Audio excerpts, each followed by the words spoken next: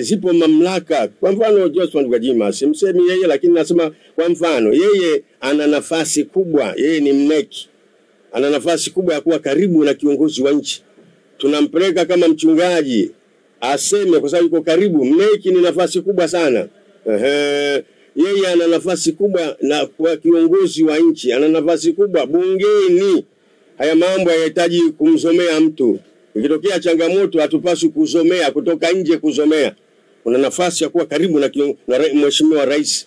Na ndio maana ya sisi hata viongozi wa dini kuwapeleka viongozi wetu wa dini wenzetu wafike pale mahali ambapo wanaweza kusema karibu na kiongozi wa nchi. Na hii ilikuwa kwa Nabii Nathan. Nabii Nathan Daudi alipochukua mke wa jemadari wake Uria, Betsheba, akalala naye, alafu akampeleka Uria kwenye mstari wa mbele vitani ya uawe. Nabii Nathan Mungu akamtuma kwa Daudi. Akatengeneza mfano. Daudi alikuwa na nafasi, Nathan alikuwa na nafasi kubwa ya kuweza kuzungumza na mfalme. Huwezi kusema mtu mwenye nafasi kubwa kama sisi oya tu, unasema tu wewe una nafasi kubwa. Gwajima ana nafasi kubwa, mneki. Gwajima anakutana na mheshimiwa rais wakati wote ule. Mimi siwezi kumpigia simu rais, ndio naweza kusema vyovyote vile. Lakini watu wenye nafasi kubwa, wenye ukaribu na kiongozi wa nchi hawapaswi kusema kama watu wa kawaida. Wao ile nafasi walionayo sio ya kawaida. Hatukumpeleka pale na maombi yetu aseme kama mtu wa kawaida. Alikuwa aseme kama kiongozi, kama Mungu amempeleka pale. Nathan alimwambia Daudi, akamwambia kuna mtu amekuja mgeni kwake, akaacha ng'ombe zake wengi, akachukua ng'ombe wa jirani yake akamchinjia mgeni. Akamwambia Daudi, Nathan, mtu kama huyo afanye nini? Daudi akasema kwa haraka sana mtu anapaswa kuuawa. Nathan akamwambia mtu huyo ni wewe. Umeacha wake zako wengi, umechukua mke wa jemadari wako. Kwa nini? Nathan alikuwa na nafasi. Kwa hiyo Gwajima kwa kusema kule nje kuzomeana sio sahihi. Kama kiongozi wa dini, kama kiongozi katika serikali, umeapa kwa katiba na umeshika Bible. Wakati nasema nchi umeapa na sisi tumekubali, umekwenda kuapa. Kwa hiyo ni vizuri kuna utaratibu wa kuzungumza. Kila mtu kama kwa mfano alimsema mbunge fulani Ponjoro, sio sahihi. Kiongozi huyo yule yote ni kondoo, yule yote anahitajika kuja kwa Yesu. Hayapaswi kusemwa kwa matusi. Alizungumza bungeni, aitakiwa naye akamjibu bungeni. Usitumie madhabahu.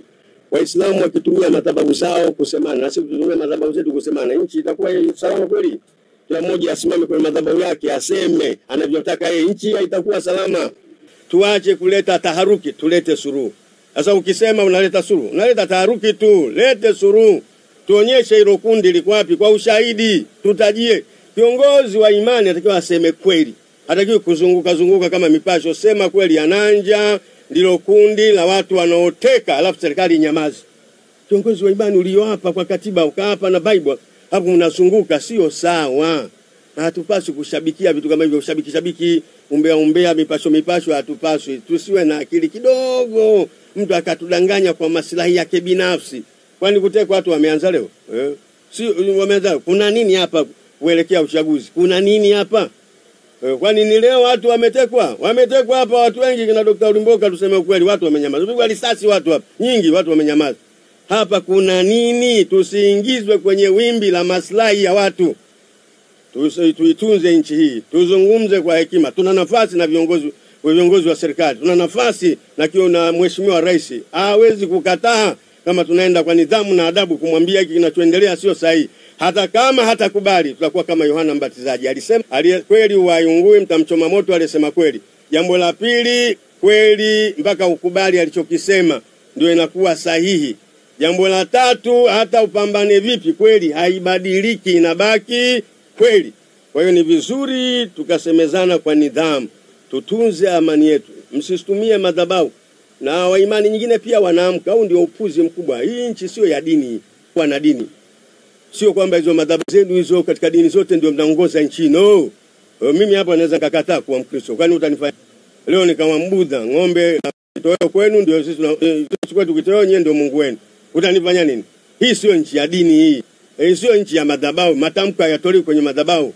Matamko hayatolewi kwenye viongozi wa dini. Utaratibu wa kutoa matamko.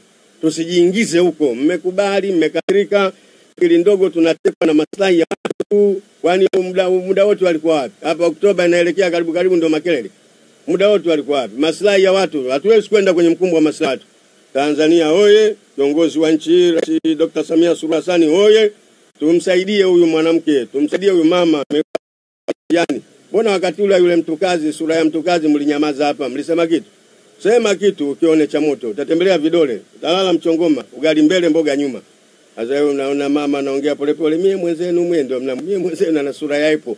Tulikutana ile mwenye sura ya limao wakati watu wengi walipiga sura ya limao. Ukimwangalia tu akianza njoo hapa, wewe mwenye unafiata kimya.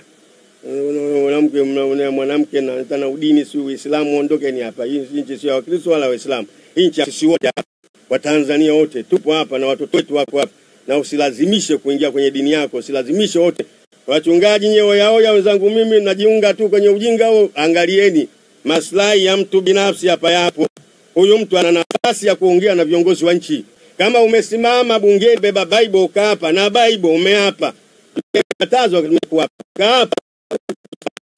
Fuata uongozi wa Kaisari. Na Kaisari mpe Kaisari. Mungu mpe kwamba Kaisari na fahari wawili wa Kaisari. Kwa hiyo mimi ni vizuri niombea amani nchi hii na utulivu tulionao. Simsemi mtu, sifurahishi kutekwa, kuuawa kwa watu, lakini approach. Tunasemaje? Nafasi yako wewe unayesema ni nani? Na unasemea wapi?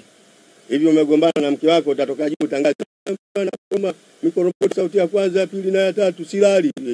Wewe mwanamume gani? Nafasi ya vikao, una ndoa yako umefunga, nenda kwa shehe, nenda kwa mchungaji kazungumzeni. Utapanda juu ya bati. Mwanamke huyu anakoroma namsomea. Nisi kwa tulikuwa na koroma, mlikoroma nyewe. Hiyo unakanaambia unakoma naye. Akikoroma tengeneza kama muziki tu. Unamsikiliza hiyo sauti ya kwanza, hiyo sauti ya pili, mwisho unazoea unalala. Haya ndio maisha. Kwa hiyo haya ni mambo ya watu binafsi.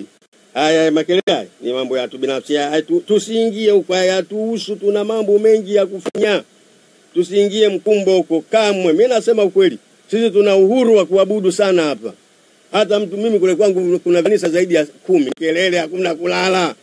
Kwa hiyo Gwajima kwa kusema kule nje kuzomeana sio sahihi. Kama kiongozi wa dini, kama kiongozi katika serikali, umeapa kwa katiba na umeshika Bible. Wakati mimi nasema nchi umeapa na sisi tumekubali, umekwenda kuapa. Kwa hiyo ni vizuri kuna utaratibu wa kuzungumza. Kila mtu kama kwa mfano alimsema mbunge fulani Ponjoro, sio sahihi. Kiongozi yule yote ni kondoo, yule yote anahitajika kuja kwa Yesu. Hayapaswi kusemwa kwa matusi. Alizungumza bungeni, haitakiwa naye akamjibu bungeni. Usitumie madhabahu. Waislamu wakitumia madhabahu zao kusemana, na sisi tutumie madhabahu zetu kusemana, nchi itakuwa salama kweli? Kila mmoja asimame kwenye madhabahu yake aseme anavyotaka yeye, nchi itakuwa salama.